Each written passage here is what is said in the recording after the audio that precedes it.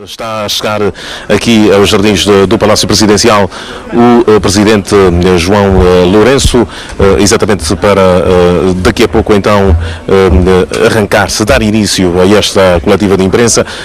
Estão então reunidas as condições, como nós dissemos, os jornalistas estão aqui no interior do Palácio Presidencial desde as 9 da manhã, pontualmente, à altura em que foram abertos os portões do Palácio Presidencial, com rigor e pontualidade. Os jornalistas colocaram os seus equipamentos preparados e depois foram efetivamente tomar o pequeno almoço preparado para esta atividade de hoje aqui nos jardins. E agora, digamos, depois de troca de experiências, de trocas de conversas, estão então reunidas as condições para esta conferência de imprensa, esta coletiva de imprensa.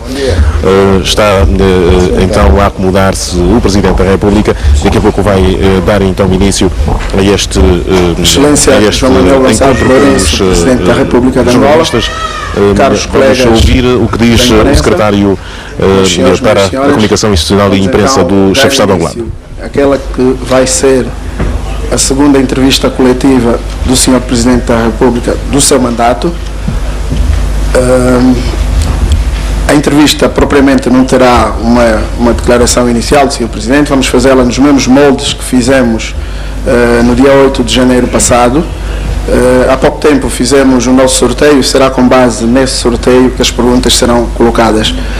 Vamos imediatamente passar à primeira pergunta, que cabe à Televisão Pública de Angola.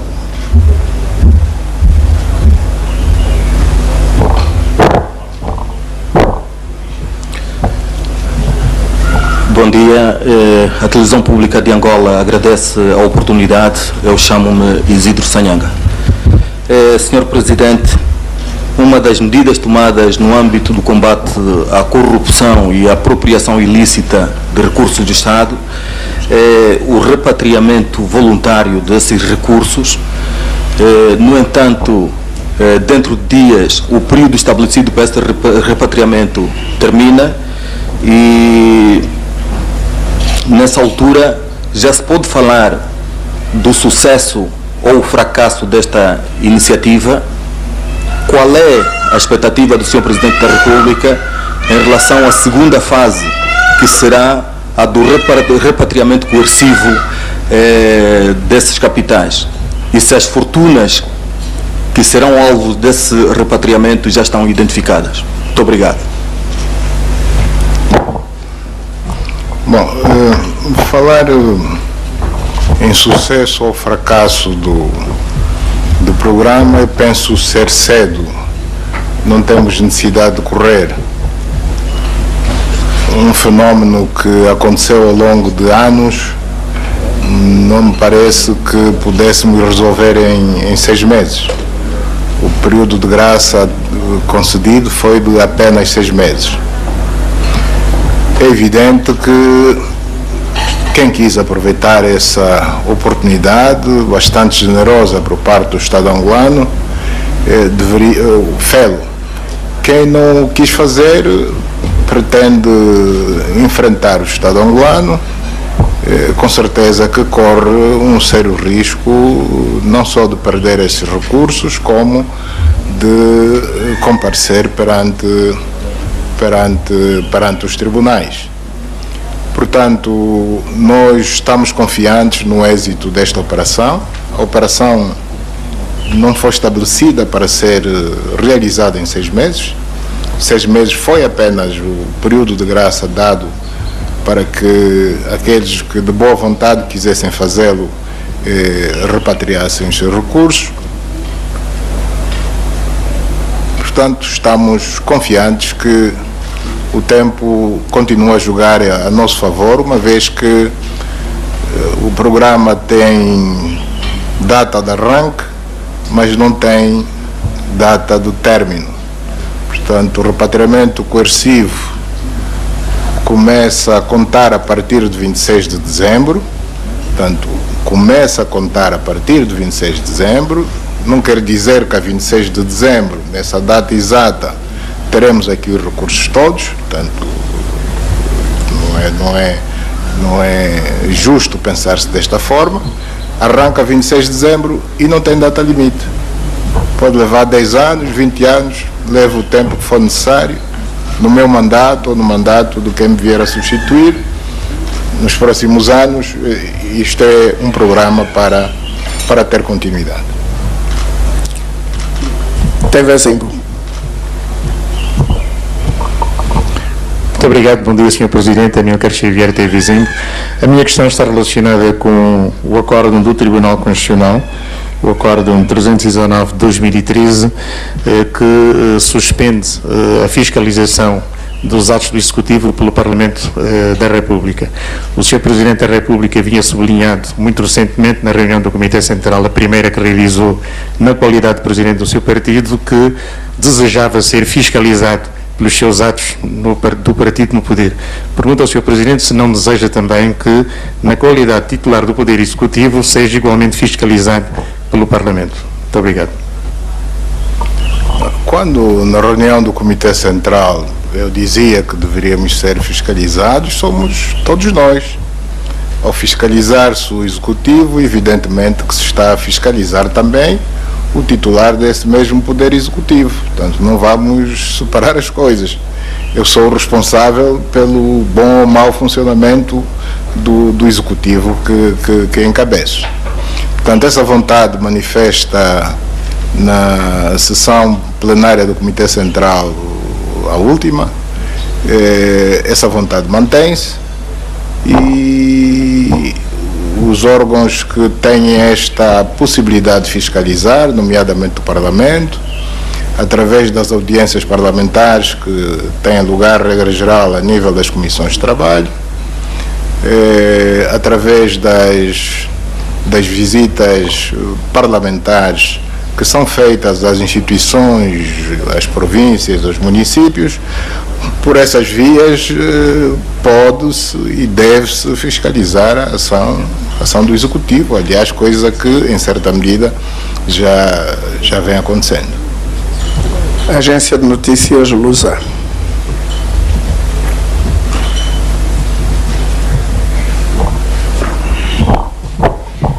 Bom dia, Sr. Presidente. José Sousa Dias, jornalista da Agência Lusa. Eu voltava um bocado ao início à pergunta, à primeira questão, tem a ver necessariamente com o repatriamento de capitais. Tem havido muita conversa, tem havido muitas declarações sobre que de facto é o repatriamento de capitais, mas tem também existido um silêncio, um manto de silêncio sobre os montantes, o que é que já foi conquistado, o que é que já foi recuperado, números, valores. E naturalmente também gostaria de saber em que ponto é que está a situação do repatriamento de capitais com Portugal. Muito obrigado. Bom, quanto a dados estatísticos mais concretos, a seu devido tempo, o Banco Nacional de Angola, a entidade competente, vai prestando ao longo do tempo os esclarecimentos que se impuserem. Com relação a Portugal, dos encontros que tivemos, quer com o Presidente da República, Marcelo Rebelo de Sousa, quer com o Primeiro-Ministro, António Costa, recebemos a garantia de todo o apoio das autoridades portuguesas no sentido de se conseguir, na modalidade que se vier a acordar de forma mais específica, porque uma coisa são as declarações políticas, outra coisa é a forma de fazer. Portugal as autoridades portuguesas no geral vão prestar toda a colaboração possível para que Angola possa reaver aquilo que é seu. Diário O País.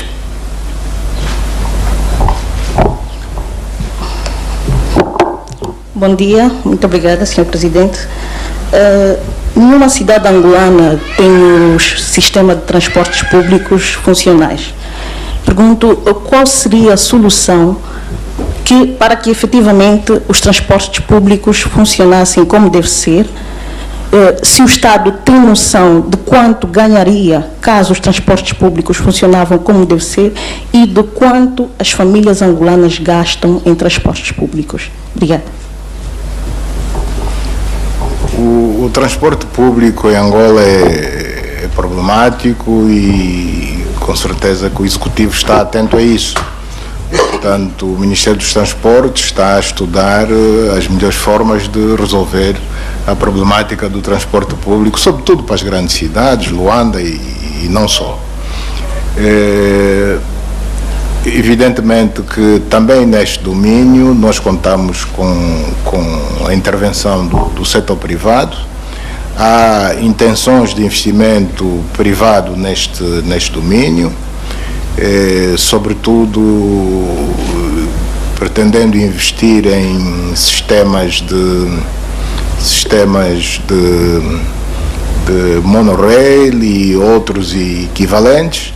Essas intenções de investimento estão a ser analisadas pela entidade competente, nesse caso a IPEX, e a seu devido tempo, portanto, penso que vamos começar a verificar o investimento real neste domínio, não só em Luanda, como nas outras grandes cidades. Ganhos. Evidentemente que quanto melhor organizado tivermos o transporte público, todos ganham. Ganham os cidadãos e ganha a economia nacional. Portanto, não vou falar em números, não vou dizer quanto é que vamos ganhar, mas que vamos ganhar, todos vamos ganhar. Ganhará o cidadão e ganhará a economia nacional. Chamo agora o representante do Novo Jornal.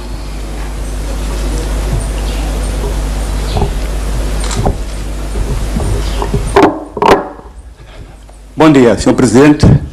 Eu sou o David Felipe, do Novo Jornal, redação online. Sr. Presidente, foram prometidos 500 mil empregos.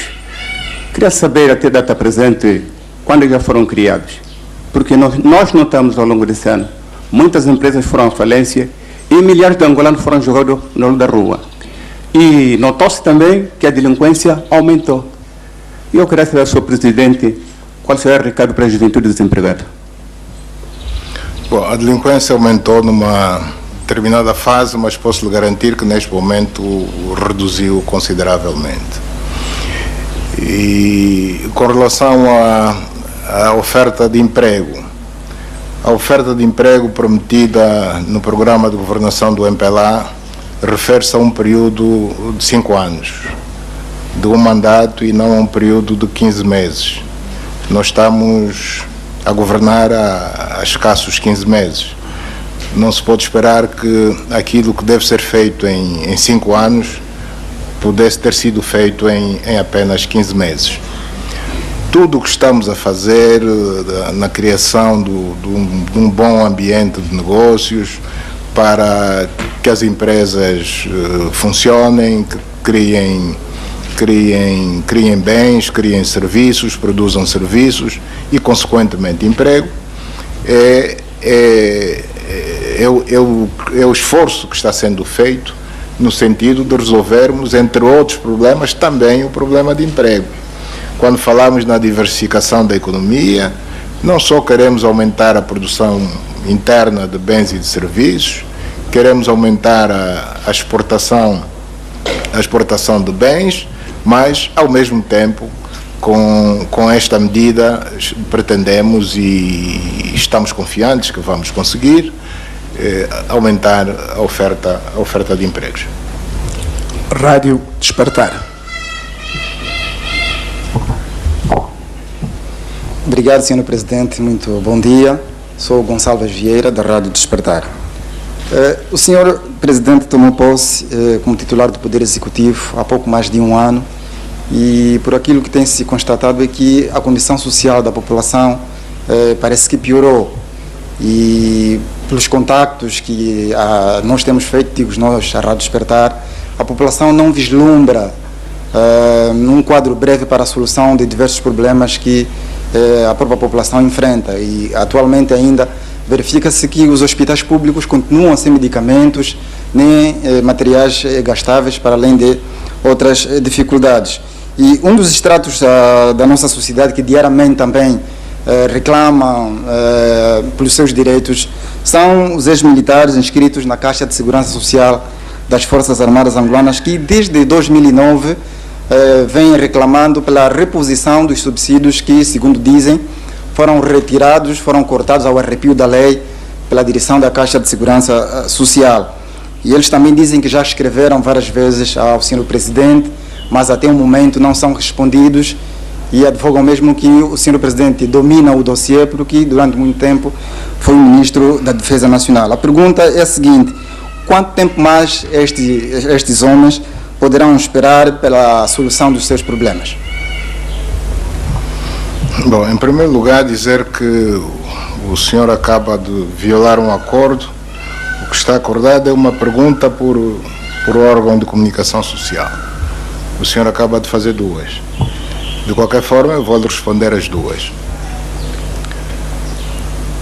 A apreciação de que a situação social do país está a piorar é relativamente certa, correta.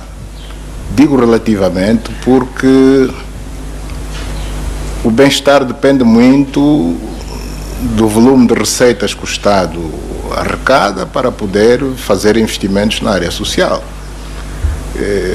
O senhor sabe quanto é que estava o preço do principal produto de exportação há uns anos atrás e quanto é que está hoje. Daí a razão de estarmos a trabalhar para a tal diversificação da nossa economia. E não se faz essa transição, sair de uma economia do petróleo para uma economia, digamos, do não petróleo, de um dia para o outro. Esse milagre não existe. Jesus Cristo já morreu há muitos anos. Situação dos hospitais. A situação dos hospitais não pode ser considerada ainda como boa. Não é boa. Mas devemos reconhecer que houve ou tem havido melhorias. Já não há tanta escassez de medicamentos como se diz. Os hospitais de Luanda, que são os principais, os maiores, o Hospital Américo Boa Vida, o Josida Machel, o Hospital de Oncologia, o Hospital Pediátrico, a Maternidade de Luanda, consulta as direções desses hospitais que lhe vão confirmar que de há 6 meses para cá o quadro nessas unidades hospitalares alterou de forma significativa. Que sejam eles a dizer e não o titular do Poder Executivo. Com relação à Caixa de Segurança Social, fala em militares ou ex-militares. Nós precisamos de separar as coisas. Só tem direito à Caixa de Segurança Social os oficiais reformados. Só esses beneficiam da Caixa de Segurança Social. Ex-militares que não tenham atingido qualquer grau de oficial e que, portanto, não podem estar reformados, são desmobilizados. Reformado é o oficial, o não oficial é desmobilizado. Os desmobilizados não são atendidos pela Caixa de Segurança Social.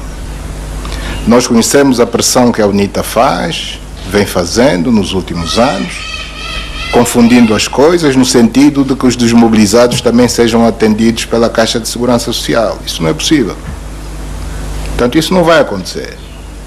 Há instituições próprias para atender os desmobilizados, que são uma classe de militares ou de ex-militares, para ser mais concreto.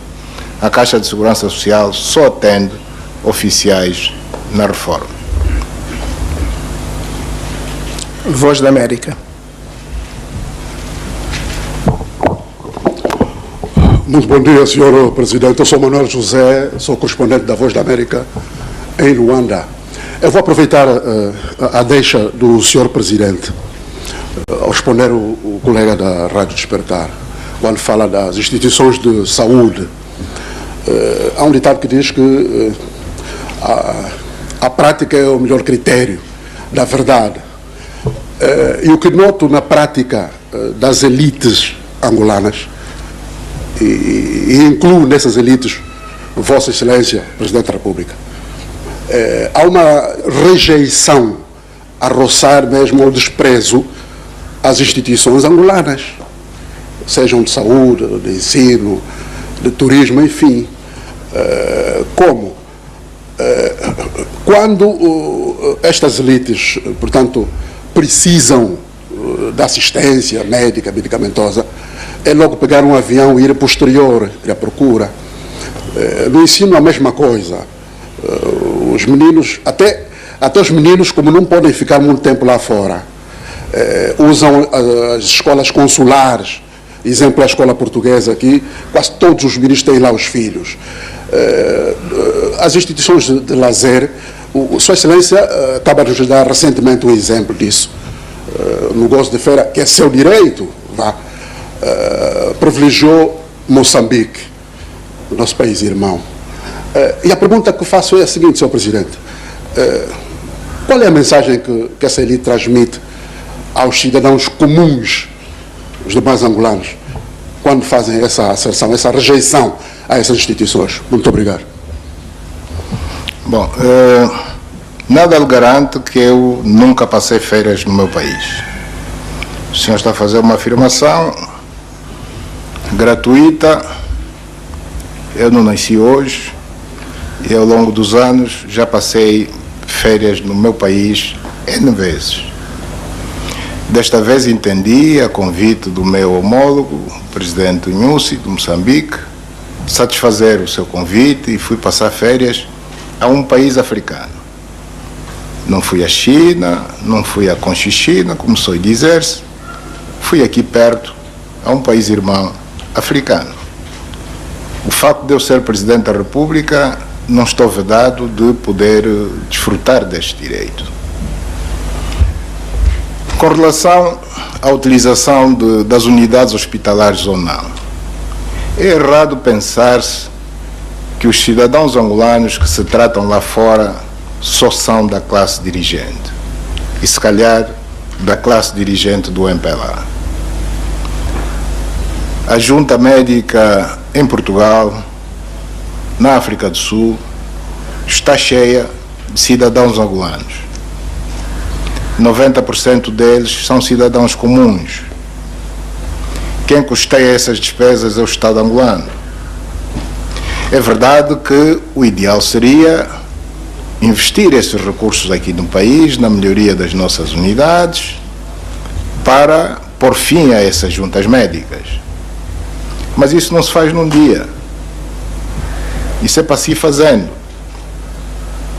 Portanto, nós não podemos, de um momento para o outro, mandar de volta para Angola os cidadãos angolanos que estão fora em junta médica, foram autorizados pelo Estado, porque é o Estado quem está a suportar as despesas, sob pena de virem morrer aqui, porque se interrompe o tratamento de repente para certo tipo de doenças,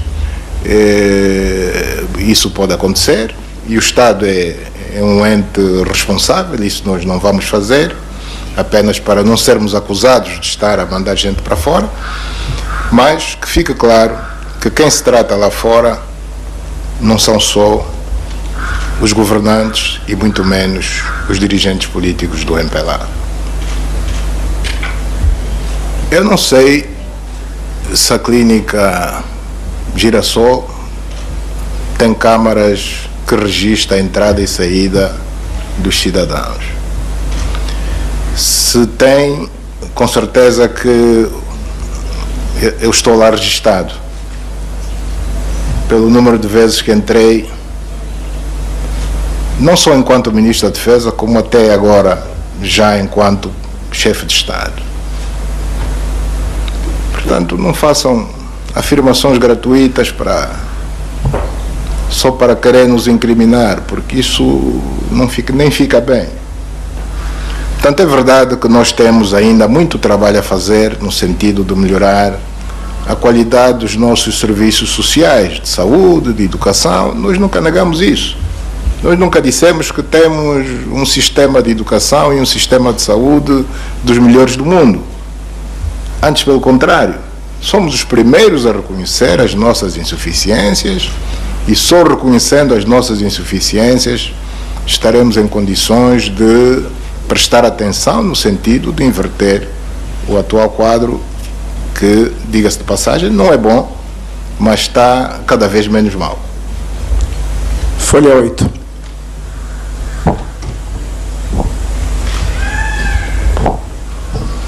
Muito obrigado. Bom dia, Sr. Presidente. William Toné, Folha 8. Sr. Presidente, voluntária ou involuntariamente, no seu último discurso na 6ª reunião ordinária do Comitê Central, colocou o MPLA como o primeiro órgão quase de soberania, algo que vem sendo. Acredita que nesse seu esforço de combater a corrupção, repatriar os capitais, o conseguirá sem um verdadeiro pacto de regime, capaz de institucionalizar e conferir soberania aos verdadeiros órgãos de soberania?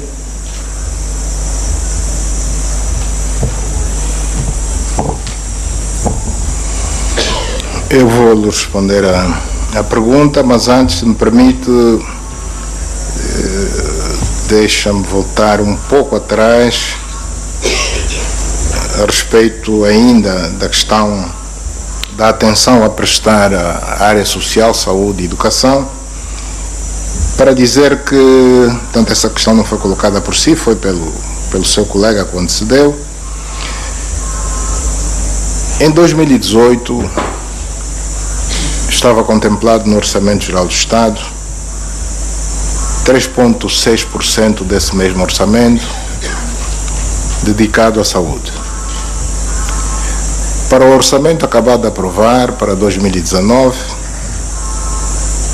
nós temos 6,6% desse mesmo OGE dedicado à saúde. Portanto, é praticamente o dobro dos recursos que prevíamos em 2018, no espaço de apenas um ano. No que diz respeito à educação, embora o crescimento não tivesse sido tão grande quanto na saúde, em 2018 eram 5,4% para a educação, portanto, porcentagem do OGE, para 2019 são 5,8% do OGE. O crescimento não é grande, mas fica o sinal de que o Executivo dá uma importância grande a estes dois setores, quer a saúde, quer a educação. Voltando ao nosso amigo William Toné. Um pacto de regime. Depende do que é que entende por pacto de regime. Eu, se não se importar, eu ia lhe pedir que esmiuçasse um pouco mais isso, o que é que entende por pacto de regime. Porque com pacto ou sem pacto nós temos de combater a corrupção. Com pacto temos de combater a corrupção, sem o pacto temos de combater a corrupção. Sr. Presidente, quando falava de pacto é porque naturalmente o combate à corrupção tem sido falado, o MPLA tomou a dianteira, mas se empreender só o viés político neste combate, nós vemos que poderá nada acontecer. Vai mudar o que nada muda. Por outro lado, este combate, eu penso que deveria engajar todas as forças políticas a encontrarem um denominador. Porque agora não sente que, por exemplo, há incompreensões no seio da sua própria força política. Se o combate assentar fundamentalmente na parte política, óbvio que pode haver acordos políticos. Se engajasse toda a nação, o senhor seria mais blindado e teria maior credibilidade este combate à corrupção, porque engajaria todas as partes e todos poderiam ser partícipes naquilo que iríamos definir como corrupção, até porque temos a Lei 11/2016 que inviabiliza quase uma percepção do que é que se vai repatriar, o quanto e a partir de onde. Engajando todos, talvez fosse mais blindado este combate e mais credível. É nisso que eu gostaria que o senhor se expressasse. Sim, senhor. Em praticamente todos os meus discursos, eu falo da necessidade do combate à corrupção. E não só falo da necessidade de combate à corrupção, porque também tenho tido cuidado de apelar que todas as instituições do Estado, igrejas, organizações não governamentais, associações profissionais, associações cívicas e, de uma forma geral, os cidadãos, que participem de forma ativa nesta luta que é de todos. O MPLA não pretende monopolizar esta luta como sendo apenas sua. Nós não fechamos as portas a ninguém dizendo esta luta é do MPLA, só nós queremos a taça e que não queremos a interferência de mais ninguém. Isso não é verdade. Antes, pelo contrário. Somos nós quem todos os dias apelamos à participação, à contribuição de todos, sem exclusão de ninguém. Se existe alguma força política que se sente excluída desta luta, é porque ela própria auto-excluiu-se. Nós só tomamos a iniciativa e talvez o facto de termos tomado a iniciativa não tenha sido do agrado de algumas forças políticas. Com certeza estavam à espera que essa iniciativa fosse deles. Nós tomamos a dianteira, tomamos a iniciativa, mas não afastamos ninguém. Portanto, o que está a dizer é precisamente o contrário do que está a acontecer. Nós não estamos a querer ficar sozinhos nesta luta. E não estamos sozinhos nesta luta. Não só não queremos estar sozinhos, como efetivamente sentimos que não estamos sozinhos nesta luta. Rádio Mais. Muito obrigada. Iracelma Arnaldo, Rádio Mais. Senhor Presidente, a minha questão é a seguinte. Quando disse que encontrou os cofres do Estado vazios, já sabia que o Executivo cessante tinha deixado mais de 15 mil milhões de dólares. Que nível de comunicação tem com José Eduardo dos Santos? Obrigada.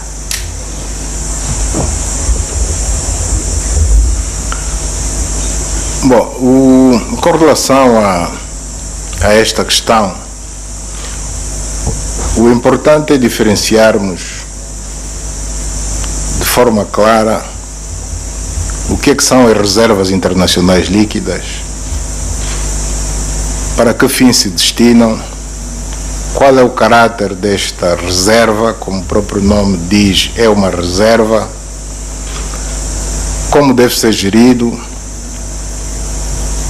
e o que são propriamente os chamados cofres do Estado. Quando a gente fala em cofres do Estado, estamos a nos referir à conta única do Tesouro, que não tem nada a ver com as reservas internacionais líquidas.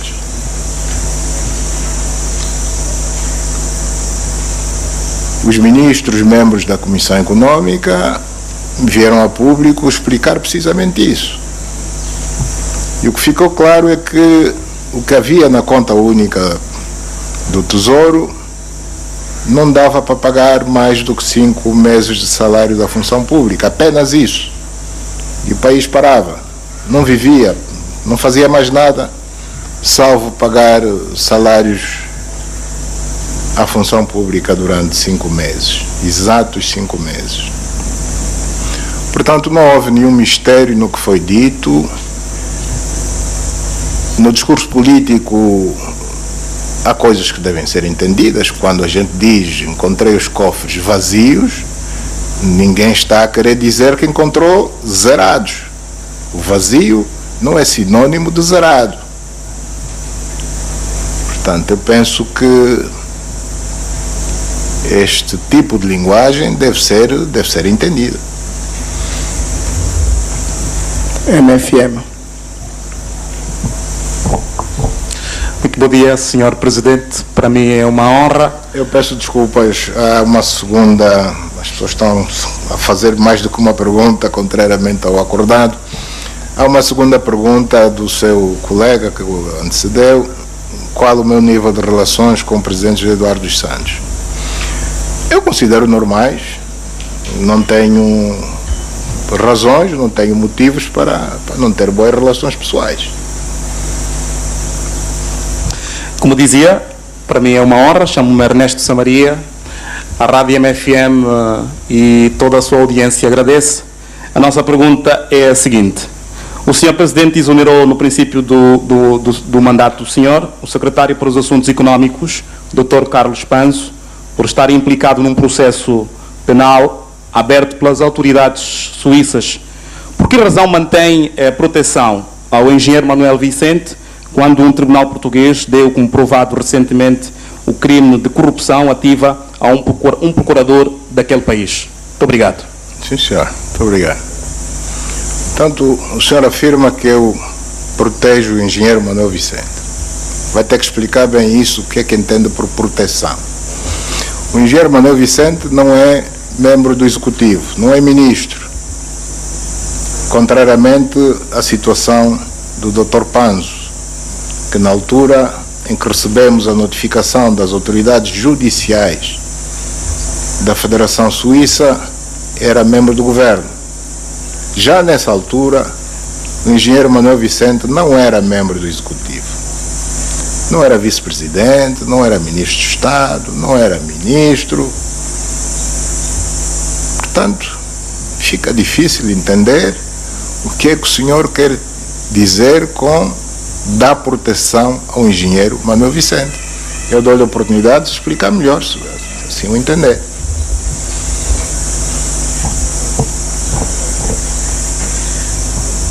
Bem, eu sou leigo em matéria de direito, mas penso que, se calhar, ao nível do Executivo, e o senhor como titular do Poder Executivo, poderia, se calhar, ao nível do Parlamento, retirar as imunidades e dar possibilidade que os tribunais angolanos pudessem já julgar o processo que Portugal transferiu para o nosso país. Para um não membro do Executivo, quem solicita o levantamento das imunidades junto do Parlamento não pode ser o Executivo. Estamos a falar de poderes diferentes. Quem solicita são os órgãos de justiça. Os órgãos de justiça, se quiserem dar continuidade com um determinado processo e vêm-se impedido de o fazer porque a pessoa avisada está protegida por imunidades, sendo deputado, são os órgãos de justiça quem solicitam o levantamento das imunidades diretamente ao Parlamento, não passam pelo Executivo. O titular do Poder do Executivo nem tem sequer que saber, porque mesmo que souber não vai fazer nada. Não é minha competência. É um deputado, se a Justiça entende que para prosseguir com a sua ação, enquanto órgãos de justiça, importa que sejam levantadas as imunidades de um determinado deputado, solicita o levantamento das mesmas diretamente à Assembleia Nacional. Rádio Eclésia. Muito bom dia, Sr. Presidente, e a todos os presentes. Muito grato pela oportunidade. Qual é a disponibilidade, Sr. Presidente, do seu governo em acelerar o desfecho das negociações sobre o projeto do Acordo Geral de Cooperação? Falo da concordata entre o Estado angolano e a Santa Sé. E qual é a previsão do encontro do Sr. Presidente com o Papa Francisco em Luanda ou no Vaticano?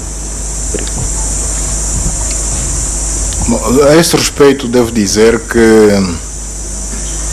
conseguimos ultrapassar um pequeno impasse que existia. Portanto, quando digo conseguimos, estou-me a referir à delegação do Executivo angolano e à delegação do Vaticano, aqui em Luanda.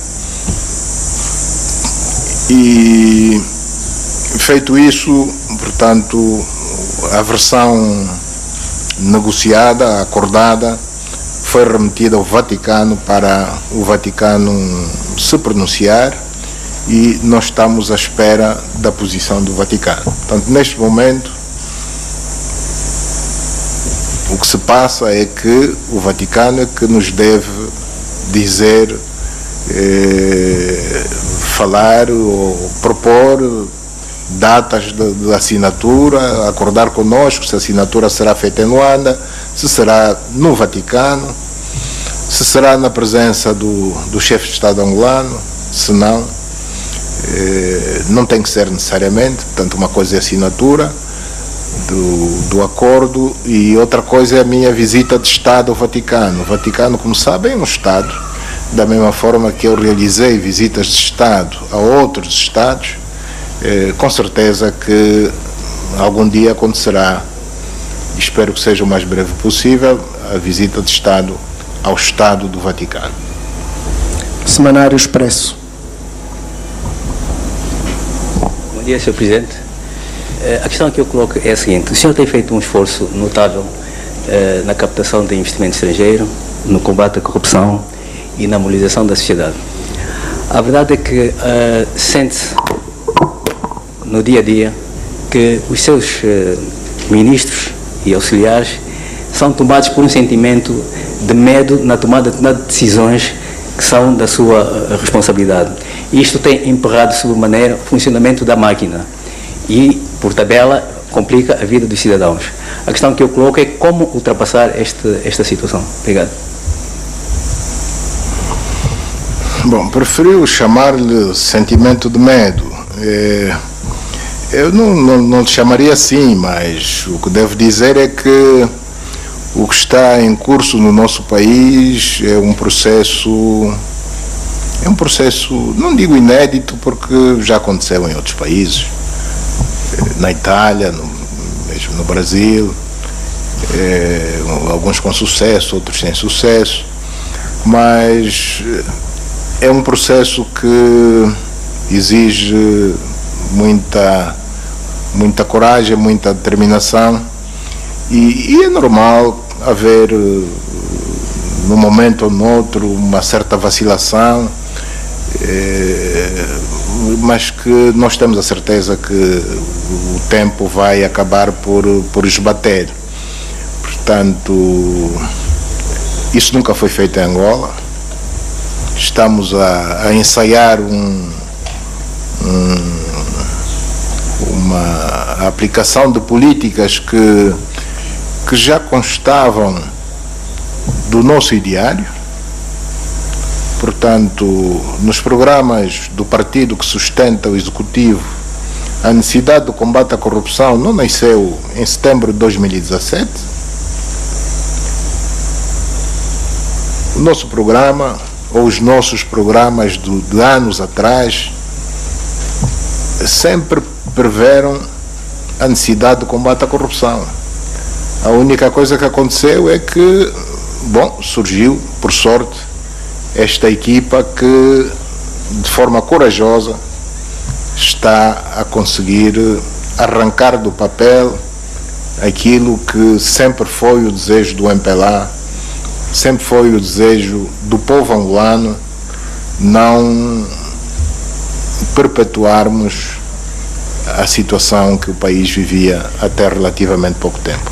Portanto, eu não falo de pessoas individualmente, falo de equipa, e para dizer que, como equipa, nós não somos medrosos. A equipa é corajosa e assim nos vamos manter, porque temos a certeza que, com maior ou menor dificuldade, porque é evidente que há obstáculos pelo caminho, aliás, não seria de esperar outra coisa. Existem os obstáculos, mas os caminhos têm buracos, têm pedras, têm riachos por saltar, se não nos queremos molhar, têm obstáculos. Se alguém pensa que vai à luta desejando vencer sem encontrar obstáculos, isso Isso não existe. No mundo não existe. RTP.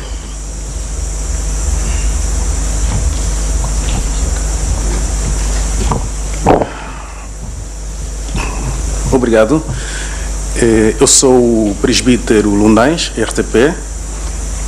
Senhor Presidente, como entender que num cenário de clara recessão económica, de profunda escassez de recursos e que se apela a uma maior contenção de despesa, o Executivo parte para a reabilitação do edifício do Conselho de Ministros nos valores que vieram a público por intermédio dos órgãos de comunicação social? É isso uma prioridade para o Estado quando há necessidades mais básicas que esperam por solução, Sr. Presidente? Obrigado. Bom, nós não estamos a fazer uma simples reabilitação. Nós estamos a construir uma nova sala do Conselho de Ministros. Na impossibilidade de ampliar a presente sala, os técnicos concluíram da vantagem da construção de uma nova sala. É isso que está sendo feito. E nós não temos vergonha de o dizer publicamente. Não se está a roubar dinheiro. A sala do Conselho de Ministros não é para lazer, é para trabalho. Se nós estamos a construir um instrumento para melhor trabalharmos, para melhor servirmos os angolanos na função que exercemos, que o Executivo exerce, penso que não temos que ter vergonha disso, nem receio de dizer aos angolanos que estamos a construir uma nova sala do Conselho de Ministros. É simplesmente uma sala. É apenas uma sala, não é um palácio. Portanto, não estou a ver também qual é a razão de ser da sua pergunta. Revista Exame. Bom dia, Sr. Presidente. Muito obrigado pela oportunidade. Eu sou Jorge Salvador e trabalho para a Revista Exame. Sr. Presidente, o acesso à habitação ainda é um terror de muitas famílias. É um terror que muitos pais de família enfrentam, é um terror que muitos jovens enfrentam. O acesso às centralidades habitacionais esteve sempre em volta de processos fraudulentos. Alguns cidadãos tiveram acesso sem reunir as mínimas condições de honrar o compromisso com o Estado. Outros ocuparam ilegalmente e outros ainda subalugaram, ou seja, ganham dinheiro com as casas que o Estado construiu para a população, para aquelas pessoas que não têm como ter acesso a essas casas. Eu quero saber do Sr. Presidente o que é que será feito para corrigir esta situação, quais as medidas que serão tomadas aos inquilinos, medidas rigorosas aos inquilinos que até ao momento não pagaram nenhuma prestação das rendas resolúveis. E, por outro lado, se o governo do Sr. Presidente tem noção de quanto é que o Estado já arrecadou, ou quanto é que o cofre do Estado já tem acesso com a comercialização destas habitações. Muito obrigado. Bom, começando pelo fim, o que já arrecadou ainda não deu para amortizar o investimento feito.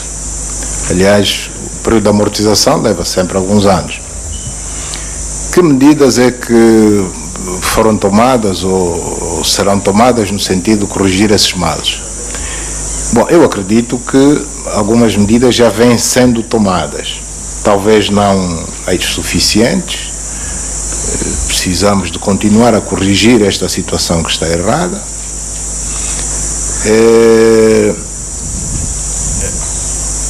Eu louvo, digamos, a sua intenção de ver ordem na sociedade, mas, paradoxalmente, se as autoridades expulsarem algumas dessas pessoas, expulsar dos apartamentos ocupados ilegalmente, talvez alguns dos seus colegas sejam os primeiros a apontar o dedo ao executivo, acusando de violação dos direitos humanos, coitados, e agora onde é que vão com as famílias? Como se antes de ocuparem esses apartamentos vivessem em Orlando. Não é verdade? Não concorda comigo? Concorda comigo, ainda bem. Mas, pronto, são situações com as quais vivemos e que temos que enfrentar. Daí a razão da Operação Resgate. A Operação Resgate visa precisamente pôr cobro a toda esta quebra de valores, fazendo mão a um conjunto de ações que erradamente se pensa ou se diz que só são ações de caráter policial. Não, antes pelo contrário. E aí vamos voltar à questão da corrupção. Aliás, a corrupção também é uma das quebras de valores. Quando eu dizia com relação à corrupção que nós não queremos ter o monopólio desta luta, isto é uma luta de todos, também com relação à Operação Resgate dos valores, é uma luta de toda a sociedade, não é uma luta da polícia. Tanto que não caiamos no erro de pensar que é a polícia quem vai resgatar os valores. A polícia só vai atuar naquelas situações mais aberrantes. De resto, o trabalho de educação permanente, que não é para fazer em um mês, nem em 6 meses, nem em um ano, mas é para fazer sempre, enquanto estivermos vivos. Isto é da responsabilidade de toda a sociedade, de todos nós. Executivo, partidos políticos, associações, igrejas, escolas. Aliás, é de pequeno que se torce o pepino, portanto é na escola onde a gente deve começar por transmitir aos mais jovens os mais nobres valores da nossa sociedade. Portanto, também com relação ao resgate desses valores, onde isso se enquadra, a questão que o jornalista acaba de pôr, todos nós devemos estar envolvidos. Jornal Vanguarda.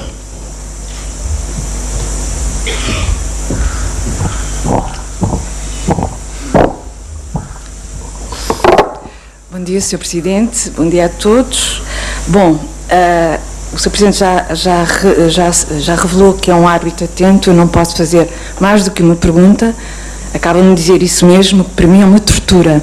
Portanto, eu peço-lhe, obviamente vou só fazer uma pergunta, mas antes, permita-me só uma pequena deambulação, e tem a ver com uma questão que foi colocada logo a segunda pergunta, que tem a ver com o Acórdão 319 de 2013, a que o senhor, a meu ver, não respondeu, e que é um acórdão muito mais do que simbólico, porque temos há um novo regimento na Assembleia Nacional, a própria Constituição tem normas que permitem uma revisão, mas sabemos que a revisão de 2010 que deu ao país, consagrou um regime de presidencialismo atípico, foi uma revisão, é a chamada Constituição, o fato feito à medida do homem, e o senhor já disse que a Constituição é a sua bússola, mas também mostrou que não está disponível para vestir o fato desse homem, provavelmente é demasiado apertado para si.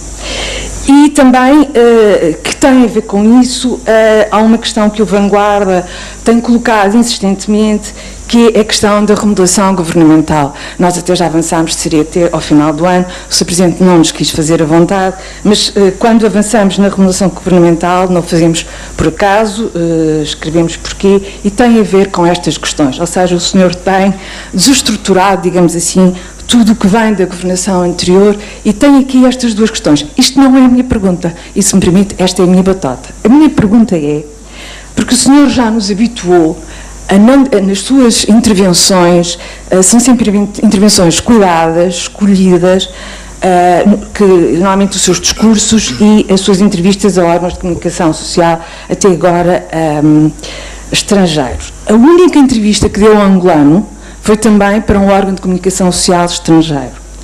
E nessa entrevista, onde e o senhor, insisto, que não diz nada por acaso, nem ao acaso, a determinada altura é-lhe feita esta pergunta: como exímio jogador de xadrez que é, quando será o seu próximo checkmate? Isto, obviamente, é alguém que o conhece bem. E o senhor responde: não posso revelar, mas não tarda. O senhor, como exímio jogador de xadrez, sabe que o xadrez tem as jogadas de xadrez têm um tempo limite, portanto, mas esse é o seu domínio. Em relação à minha pergunta é: não posso revelar, Sr. Presidente, que jogada de mestre é esta, e por favor não me responda à minha única questão com uma não resposta. Bom, dizia que limitar-lhe a uma pergunta é... Uma tortura. Uma tortura. Tortura maior seria, para mim, se permitíssemos que cada um de vocês fizesse 2, 3 perguntas. A informação que eu tenho é que nesta entrevista coletiva estão 20 órgãos. Se cada um fizer 3 perguntas, são 60 perguntas. Então? Quem seria o torturado? Eu ou a senhora? Não me peça a mim para escolher, por favor. A resposta é óbvia. Bom, com relação ao acórdão do Tribunal Constitucional, o Executivo não altera os acórdãos dos tribunais. Muito se tem falado como se fosse tão simples quanto o titular do Poder Executivo chamar o juiz-presidente do Tribunal Constitucional e dizer: amanhã quero ver alterado esse acordo. Se não faço, sou preso.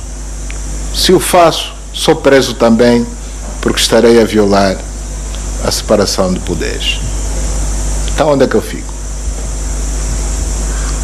Prefiro não violar o princípio da separação de poderes.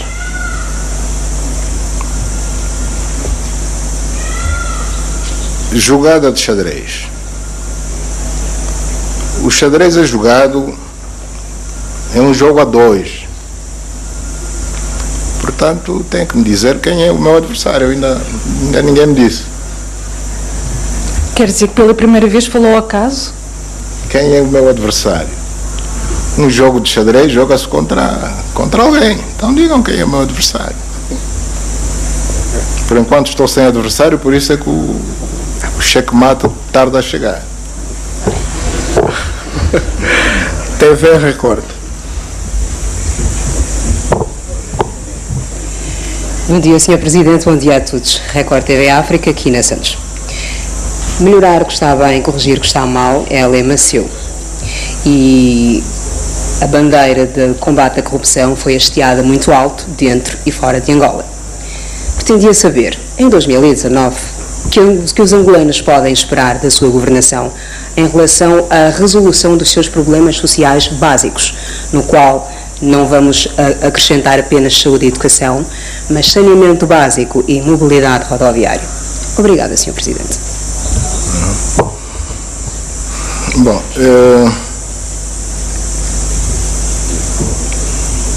para 2019 nós aprovamos um Orçamento Geral do Estado. Talvez começar por dizer que melhorar o que está bem e corrigir o que está mal, essa divisa não é minha, é do partido que eu dirijo, é do MPLA. Portanto, está bem acima da minha pessoa. Eu procuro executar, uma vez que estou à frente do Executivo, e o Executivo é um instrumento de governação do partido governante.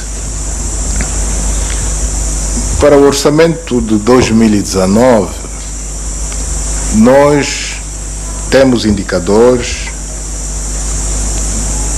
que que em princípio vão levar à melhoria da situação dos cidadãos angolanos. Começando pelo próprio teto do OGE 2019. Eu vou começar um pouco atrás. Em 2016 estava em 5,3 mil milhões. Em 2017 subiu para 5,4 mil milhões. Em 2018 subiu para 9,6 mil milhões. Para o ano 2019, a Assembleia acaba de aprovar um teto de 11,3 mil milhões. Portanto, não baixou, mas subiu. Com mais recursos, resolvem-se mais problemas. Nós tínhamos um déficit orçamental em 2016 de 3,8. Em 2017, de 6,3. No corrente ano de 2018, esse mesmo déficit já passou de 6,3 para 0,4 no corrente ano. E para o próximo ano prevemos 1,5. Portanto, já estivemos com 6,3 em 2017 e para 2019 esperamos 1,5. Se falarmos da taxa de crescimento, em 2016 estávamos com 2,6%, com menos uma taxa negativa, portanto, com uma taxa negativa de 2,6% em 2016. Portanto, a economia estava a regredir, não estava a crescer. Em 2017 continuávamos em baixa, ou seja, com uma taxa negativa de 0,15%. Em 2018, no corrente ano, já temos uma taxa de crescimento positiva, ainda negativa, de 1,1%. Mas para 2019 prevemos uma taxa positiva, nada desprezível, de 2,8%. Em 2016 tínhamos uma taxa de inflação de 41,9%. No ano seguinte, 2017, baixou-se para 23,7%. Em 2018, essa inflação já estava mais baixa ainda, nos 18%.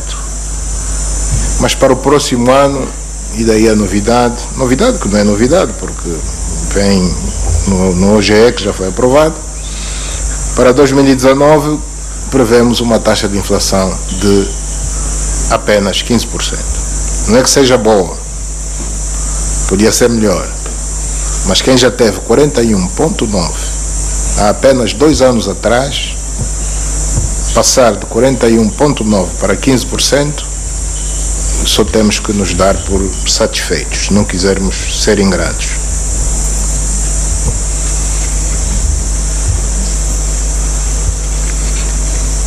A diferença da taxa de câmbio no mercado, entre o mercado paralelo e oficial, no corrente ano, em janeiro do corrente ano, estava essa diferença em 150%. Em setembro deste ano, portanto em apenas 9 meses, o Executivo conseguiu baixar essa diferença da taxa de câmbio de 150% em janeiro para meros 23% no mês de setembro do corrente ano. Isso em 9 meses. Bom, o crescimento que a saúde e a educação terão no orçamento de 2019, já me referi a ele, portanto, escuso de repetir. Nesse mesmo orçamento para 2019, nós prevemos um incremento de recursos para a agricultura que é 5 vezes superior ao do corrente ano de 2018. Portanto, de um ano para o outro, nós vamos quintuplicar a fatia do Orçamento Geral do Estado para a agricultura, que era irrisória, eu diria mesmo vergonhosa, era de apenas 0,3% e vai passar para 1,6% em 2019. É suficiente? Não é? Evidentemente que não é suficiente, mas é bem melhor. Se quintuplicou, é bem melhor. Mas talvez importa dizer que este incremento do Orçamento da Agricultura destina-se sobretudo a programas virados ao apoio à agricultura familiar. Os fazendeiros, esses têm como resolver o seu problema, vão à banca e, desde que provem que têm capacidade de reembolso, resolvem o seu problema. O mesmo não se passa com os camponeses. O Estado tem o dever de apoiar continuamente os camponeses. E a forma que encontramos é essa, de incrementar em 5 vezes os recursos que serão postos à disposição dos programas de apoio à agricultura familiar. E esta estatística não é tudo. Para responder à sua pergunta, ontem mesmo recebemos aqui em Luanda a diretora-geral do Fundo Monetário Internacional, com quem negociamos e conseguimos a aprovação de um programa alargado de financiamento a Angola no valor de 3,7 mil milhões de dólares, dos quais muito próximo de 1 mil milhão já estão nas nossas contas desde há dias. Nos próximos 3 anos entrará o resto até atingir o teto de 3,7, com um período de graça de 4 anos e meio a contar de agora e um período de reembolso ou de maturação de 10 anos e meio. Daí a razão eu ontem ter dito que nenhuma outra instituição no mundo oferece essas condições, e com uma taxa de juro anual variável, mas que em momento nenhum ultrapassará os 3% ao ano. Portanto, são condições. O Executivo angolano conseguiu negociar um programa alargado de financiamento com esta instituição em condições que nos parecem ser bastante boas. Nós não conseguimos isso com mais nenhuma instituição de crédito. 2,5% até 3% de taxa de juro anual, reembolsável em 10 anos, 10,5%, neste valor. Portanto, só daqui a 4 anos e meio é que começamos a pagar ou a reembolsar este financiamento. Durante todo o período de vigência do programa, que é de 3 anos, Angola não vai pagar absolutamente nada, para que as pessoas melhor entendam quando nós dizíamos ontem que as condições são das melhores possíveis. Este programa alargado de financiamento vem precisamente para reforçar a capacidade do Executivo em resolver os problemas da população. Todos os problemas sociais e não só da população, garantir o êxito do programa de diversificação da economia, aumentar as exportações, reduzir com isso as importações, aumentar o volume de receitas cambiais não petrolíferas e, consequentemente, aumentar a oferta de emprego para os nossos cidadãos. Portanto, penso ter esclarecido o que me foi solicitado. Chamo agora o colega do Jornal de Angola.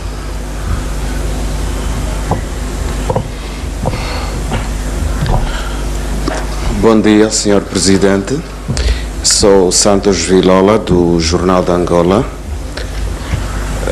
Sr. Presidente, eu gostaria de saber como é que está o processo de exumação dos restos mortais de Jonas Savimbi, o líder da UNITA. Ouviu-se falar de uma séria desentendimento entre a família e o governo em relação a um exame de DNA. Como é que está esse processo, Sr. Presidente? Obrigado. Bom, não se trata propriamente de um desentendimento com relação a esta questão específica que colocou do exame do DNA. O que se passa é que a UNITA e a família, ainda na vigência do anterior executivo, solicitou que o governo fizesse a exumação e a trasladação dos restos mortais do Dr. Jonas Savimbi. O que, por razões de diversa ordem, acabou por não acontecer. Não é isso que está em questão. A verdade é que, imediatamente após a minha investidura, nós não só ouvimos pela comunicação social intervenções de políticos da UNITA a solicitar que o atual executivo desse continuidade e concluísse com este processo. Como se não bastasse, eu recebi em audiência o Sr. Isaías Samacuva, líder da UNITA, que, entre outras questões que me trouxe, colocou também este problema. Eu procurei inteirar-me do histórico. O que me foi dito é que já tinha sido criada uma comissão para tratar deste assunto, e o que fiz foi reativar essa mesma comissão. Essa mesma comissão foi reativada e começou de imediato a trabalhar, quer com a direção do Partido UNITA, quer com a família.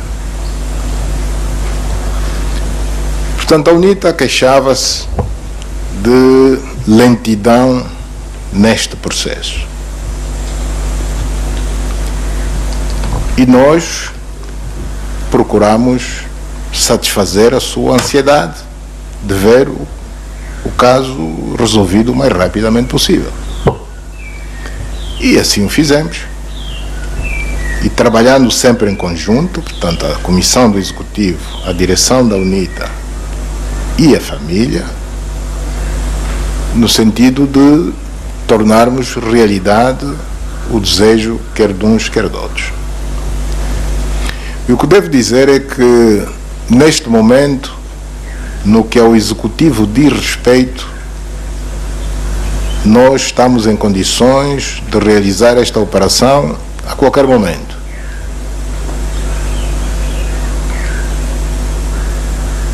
Mas não encontramos, paradoxalmente, da parte da direção da UNITA, sobretudo, a mesma vontade. O que choca com a ansiedade demonstrada meses atrás. Hoje não tem pressa. Primeiro diziam, o governo anda rápido, que a gente quer esta operação realizada. O governo andou rápido e diz, estamos em condições de realizar a operação. E a resposta que estamos a ter é que não, tenham calma, que nós agora não temos pressa. Mais palavra, menos palavra, é isso. Com relação ao exame de DNA, não há nenhuma contradição. O que ficou acordado é que, uma vez feita a exumação dos restos mortais, quer o governo, quer a família, vão fazer,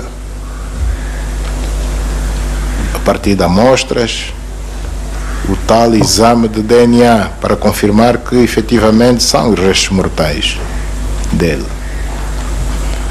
Portanto, o governo faz, a família também faz. Isto está acordado.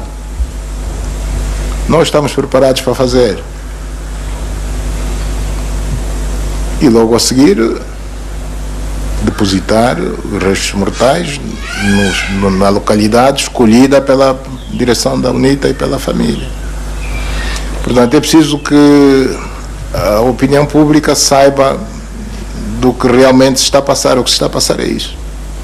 É que, por um lado, pediram-nos pressa, mas hoje estão-nos, por outras palavras, a pedir que aguentemos mais um pouco, que não corramos. Nós não estamos a correr, não estamos a correr, estamos em condições de o fazer a qualquer momento. Muitas famílias angolanas gostariam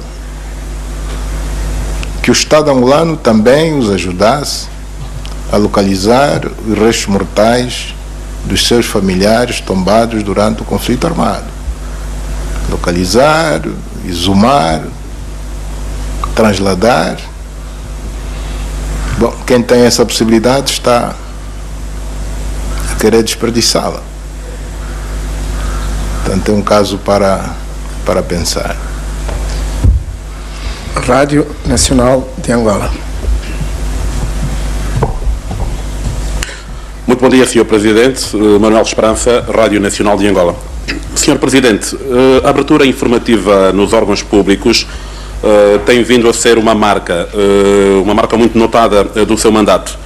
Esse processo vai continuar, entendo que os órgãos públicos têm contribuído para aprofundar a democracia no país. Temos um espaço público mais plural nos últimos tempos. Muito obrigado. Está a perguntar ou está a afirmar? Estou a perguntar a Sua Excelência. A minha apreciação é que sim, que temos um espaço público mais aberto,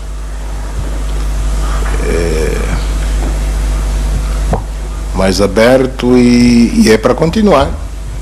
Portanto, não sei se há algum sinal, sentiu algum sinal de recuo.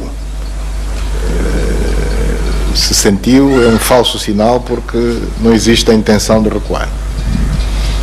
Agência France Press. Daniel Frederico, Agência France Press. Senhor Presidente, a minha questão vai sobre o Islão. Angola, ao que consta na Constituição, diz ser um Estado laico.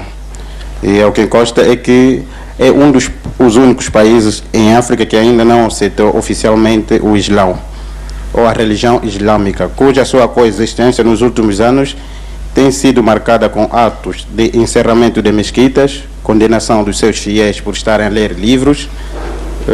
Senhor Presidente, eu gostava de saber até que ponto é que estas ações do governo angolano podem beliscar a imagem do país perante a comunidade internacional.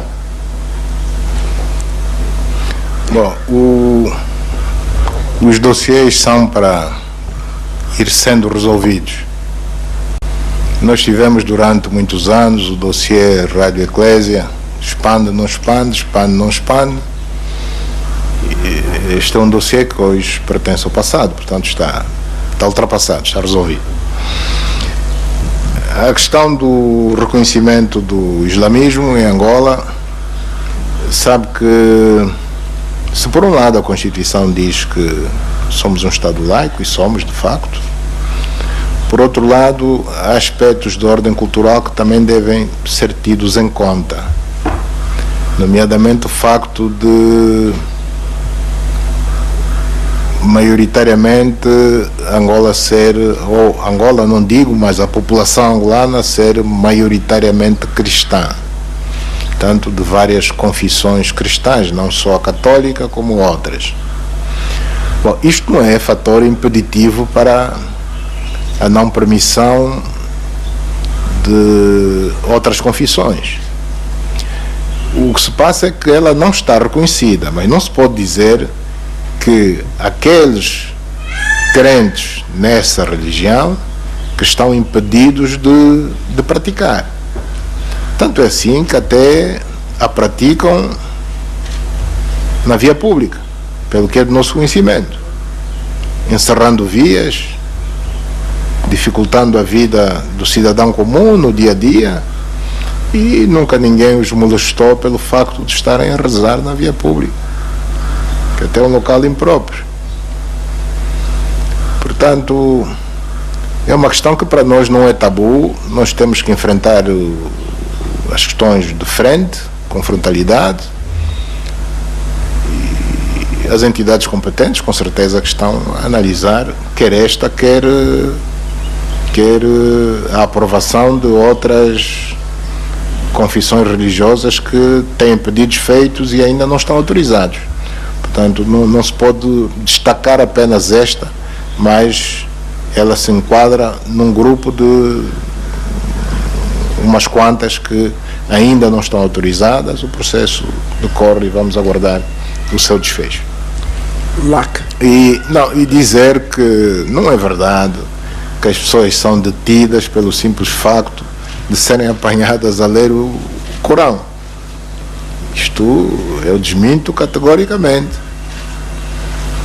Portanto, não há ninguém que, estando a ler o Corão, é detido só pelo facto de que está a ler o Corão. Isso é falso.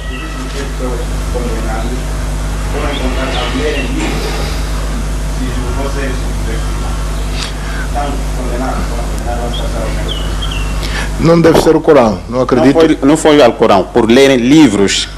Foram livros apenas. Você disse que era o Corão, né? Sim, e nós temos 4 pessoas condenadas, foram condenados no ano passado a 3 anos de prisão pelo Tribunal Provincial de Luanda, estão na comarca de Viana. Bom, nós recebemos, então devia ter sido concreto, ia direito ao assunto. Sim. Nós recebemos há bem pouco tempo alguns representantes da sociedade civil, alguns, não são todos, evidentemente, tanto presidentes de associações cívicas, que colocaram muitos problemas e entre os quais colocaram este caso concreto e um outro. E eu prometi averiguar e dar uma resposta nos próximos dias. Portanto, o Ministério da Justiça está a analisar este caso e um segundo, que assim de repente não me lembro, mas eu prometi pelo menos ver o que é que efetivamente aconteceu. Isso está sendo feito e aguardemos também pelo desfecho. Luanda, antena comercial. Boa tarde, Sr. Presidente. João Armando, da Luanda Antena. Hoje de manhã tem-se falado aqui de muitos assuntos. Eu penso que o assunto mais importante hoje, o maior desafio do país, são as desigualdades sociais, porque sem eles não há paz, não há desenvolvimento económico. Neste aspecto das desigualdades sociais, eu gostava de o questionar sobre medidas concretas para atenuar estas desigualdades sociais. De um lado, a implementação do subsídio de desemprego. Por outro lado, a criação do rendimento mínimo. Por outro lado, a indexação dos salários da função pública à taxa de inflação. Isto por um lado. Do outro lado, a tributação das fortunas. Aquilo que será também a taxação das mais-valias financeiras. E aquilo que será também, possivelmente, um quadro legal e tributário mais apertado para a banca comercial, que ano após ano multiplica os seus lucros à boleia, se assim poderemos dizer, dos títulos e das obrigações do Tesouro, que na verdade é a boleia do próprio Estado. Isto, eu coloco estas questões porque vamos ter aí também um período agora importante, que são estas privatizações, obviamente, toda a privatização do património do Estado, que se pode correr o risco de assistirmos àquilo que é uma segunda versão do que se chamou no passado acumulação primitiva de capital, que pode entregar a uma elite específica e contribuir ainda mais para essas desigualdades sociais. Eram estas questões. Queria-lhe só desejar um bom Natal a si, à sua família e a todo o seu governo. Bom, eu fico muito satisfeito quando o jornalista, em vez de fazer perguntas, dá respostas, que é o seu caso. Isso poupa-me o trabalho de ter de repetir a resposta que acabou por ser dada por si próprio. Portanto, é função do Estado zelar pelas camadas mais desfavorecidas da população. E há várias formas de o fazer. Já tudo está inventado, nós não vamos inventar nada, vamos fazer aquilo que as economias de mercado, regra geral, fazem um pouco pelo mundo fora, evidentemente com as adaptações que se impõem, consoante a realidade de cada país. Portanto, isso vai ser feito. Em todas as economias, em todas as sociedades, há ricos, há classe média, há pobres e há muito pobres. A missão do Estado é criar condições no sentido de que a percentagem entre uns e outros seja, entre aspas, aceitável. Portanto, uma sociedade não pode ter 90% de pobres ou muito pobres. Da mesma forma que também não pode ter 90% de milionários. Portanto, isso é impensável. Tem que ter todas essas franjas, tem que ter ricos, com dinheiro ganho de forma limpa, se quisermos falar em linguagem clara e simples.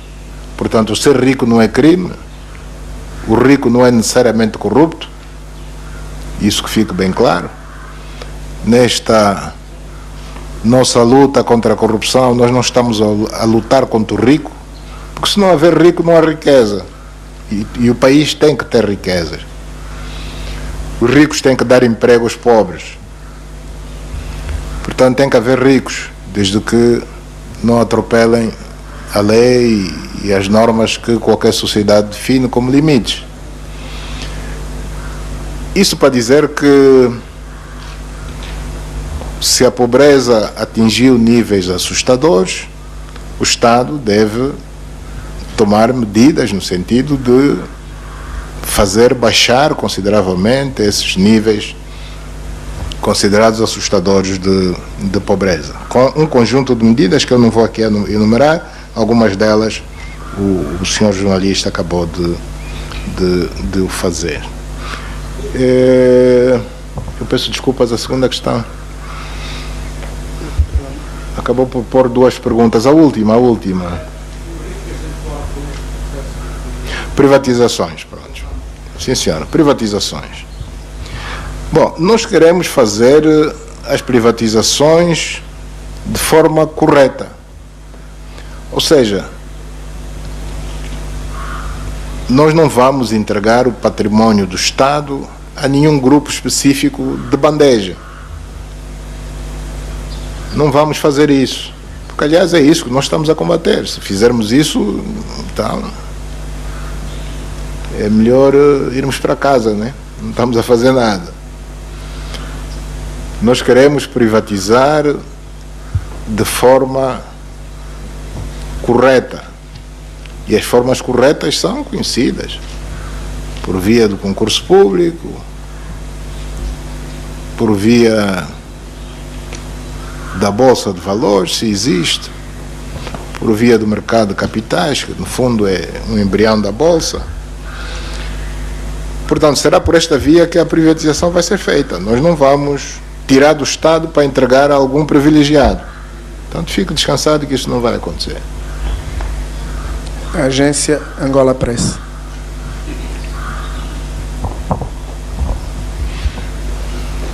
Muito boa tarde, Sr. Presidente. Eu sou Elias Tumba, jornalista da ANGOP. Duas das questões foram ultrapassadas, mas ainda assim vou colocar uma pergunta alternativa. Em janeiro último, quando aqui estivemos na primeira conferência de imprensa, ou na primeira entrevista coletiva, o Sr. Presidente falou da necessidade de reduzir a máquina da função pública. Envolvido praticamente um ano desde que disse isso, pondera avançar com despedimentos na função pública em 2019. Muito obrigado.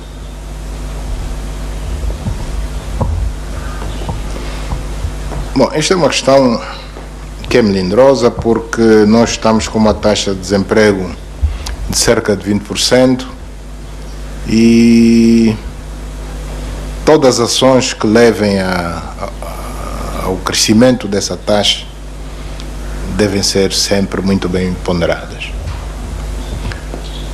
O seu colega que o antecedeu disse muito bem que as privatizações geram, de uma forma geral, mais desemprego. Portanto, a sociedade ganha por um lado, mas perde por outro lado. O privado que ficar com as unidades privatizadas há de querer ficar, vai fazer estudo de viabilidade do negócio e vai ficar com a mão de obra estritamente necessária, deixando o excedente à responsabilidade do Estado. Quando nós nos referíamos à redução da máquina do Estado, isso é para ser feito por fases, começando pela composição do próprio Executivo, que hoje não tem os 35 ministros que tinha antes, tem pouco menos de 30. Bom, e outras medidas de contenção das despesas, no geral, que não passam apenas pela redução do pessoal administrativo, mas que é uma forma de despesa, mas há outras despesas do Estado que importa reduzir e que, ao longo do mandato, com certeza que de forma gradual vamos reduzindo. Não queremos nada feito de forma muito brusca, só pena de depois resolvermos um problema e abrirmos dois novos problemas. Última questão, Sr. Presidente, Prensa Latina. Bom dia, Sr. Presidente. Eu lo voy a torturar doblemente. Voy a falar em espanhol, pero devagar. En su primer año de gobierno no ha visitado ningún país de América Latina. ¿Cuál es la estrategia del Ejecutivo en relación con esa región del mundo? Y una segunda cuestión, si es posible, ¿cuál es la posición de Angola en el retraso de las elecciones en la vecina República Democrática del Congo? Obrigado.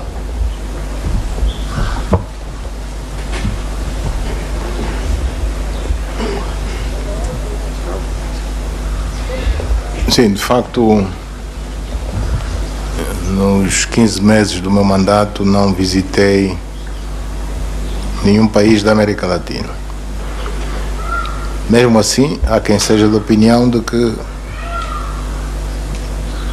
passeei demais, como se tivesse passeado. Estive em serviço a favor de Angola, a favor do país, e mesmo assim não deu para estar em todo o sítio onde eu gostaria de estar. Mas tenho tempo para fazer isso. Não tinha que o fazer necessariamente no primeiro ano do meu mandato.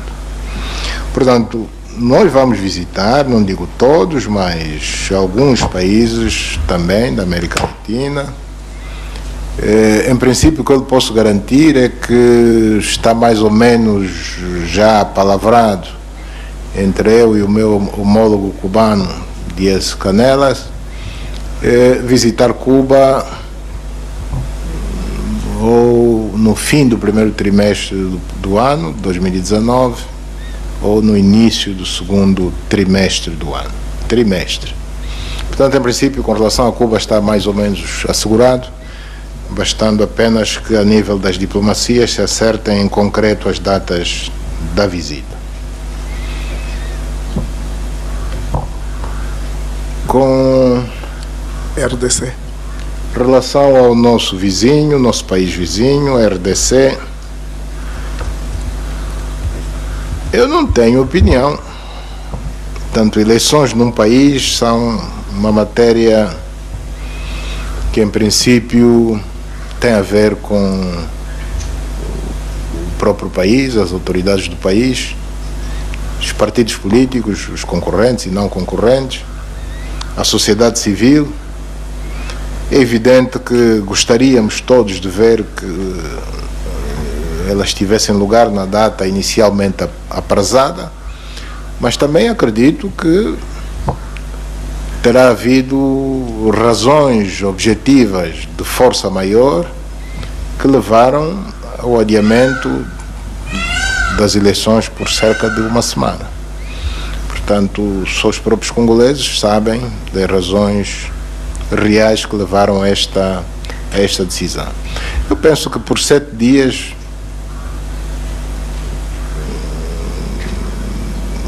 o importante é que elas tenham lugar. Não serão no domingo, mas que tenham lugar, e nota-se que houve a preocupação de ser ainda neste ano de 2018. Portanto, não se quis passar para o ano seguinte, nem que fosse no dia 1 de janeiro, já seria de 2019 e não 2018. Portanto, os nossos votos são que o ambiente melhore consideravelmente. Sabemos que existe alguma turbulência, alguma agitação, que é normal nos processos eleitorais, desde que não haja mortos e feridos. Portanto, quando há mortos e feridos é sempre de lamentar. O nosso desejo é que nesta uma semana que falta, que as coisas voltem completamente à normalidade e que se crie, portanto, o ambiente para que os cidadãos possam exercer no dia 30, de forma sossegada, o seu direito de escolher os dirigentes que vão estar à frente do país nos próximos anos. Sr. Presidente, muito obrigado pelo seu tempo. Caros colegas, terminamos assim a nossa segunda entrevista coletiva. Festas felizes até para o ano. Muito bem, está então concluída esta entrevista coletiva, a segunda deste ano e a segunda do seu mandato. O chefe de Estado angolano prepara-se então para deixar os jardins do Palácio Presidencial. Hoje, para além, obviamente... Tanto há um jornalista que desejou-me, a mim e a minha família, um Feliz Natal e um próspero Ano Novo. Eu gostaria de agradecer. Penso que ele não terá falado apenas em seu nome, terá falado em nome de todos os presentes. Portanto, eu agradeço este sentimento. Mais uma vez, muito obrigado. E dou por encerrada a entrevista coletiva. Muito obrigado. Uma forma também de desejar aos jornalistas aqui presentes e não só um Natal que transmita a paz e a harmonia entre as famílias. O ponto final desta entrevista coletiva aqui dos Jardins do Palácio Presidencial é a segunda, como dissemos há pouco, a segunda entrevista coletiva de João Lourenço desde que assumiu o poder, e hoje neste encontro aberto e respondendo a todas as questões dos jornalistas presentes. Foram 20 órgãos de comunicação social, alguns com